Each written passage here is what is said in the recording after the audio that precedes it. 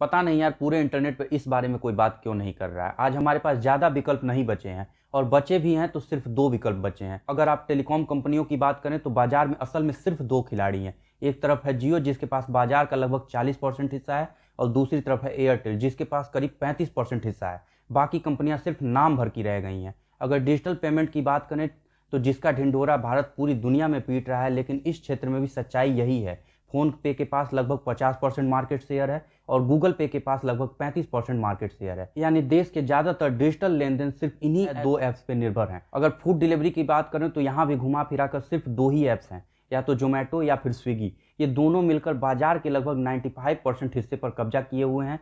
और e commerce की बात करें तो यहाँ भी तस्वीर अलग नहीं है। फ्लिपकार्ट के पास 48% मार्केट शेयर है और अमेजोन के पास 40% मार्केट शेयर है। यानी ऑनलाइन खरीदारी का पूरा खेल इन्हीं सिर्फ दो कंपनियों के इर्द गिर्द घूमता है। अगर देश में पोर्ट्स की बात करें तो देश के पास लगभग 30% हिस्से का संचालन अदानी ग्रुप करती है और करीब 10% हिस्से का संचालन जेएसडब्ल्यू इंफ्रास्ट्रक्चर करती है। अगर एयरलाइंस कंपनियों की बात करें तो इंडिगो के पास लगभग 60% मार्केट शेयर है और एयर इंडिया के पास 30% मार्केट शेयर है। अगर फाइनेंस सेक्टर की बात करें तो यहाँ भी स्थिति और ज़्यादा गंभीर है। देश में सिर्फ दो डिपॉजिटरी हैं और इन्हीं के पास देश के 100% डीमैट शेयर पड़े हुए हैं। शेयर बाजार में ब्रोकरेज की बात करें तो यहाँ भी धीरे धीरे सिर्फ दो ही नाम बचते हैं, या तो ग्रो या फिर जीरोधा। जब जियो बाजार में आई थी तो कहा गया था कि मुफ्त देंगे। अगर आज भी मुफ्त मिल रहा है तो बता दीजिए। मनमाने ढंग से रिचार्ज बढ़ाया जा रहा है। ज़्यादा समय नहीं बीता है जब इंडिगो ने देश की सर्वशक्तिमान सरकार को घुटने पर लाकर खड़ा कर दिया था। इंडिगो संकट ये साफ दिखाता है कि देश में जब डिओपोली होती है तो कंपनियों के सामने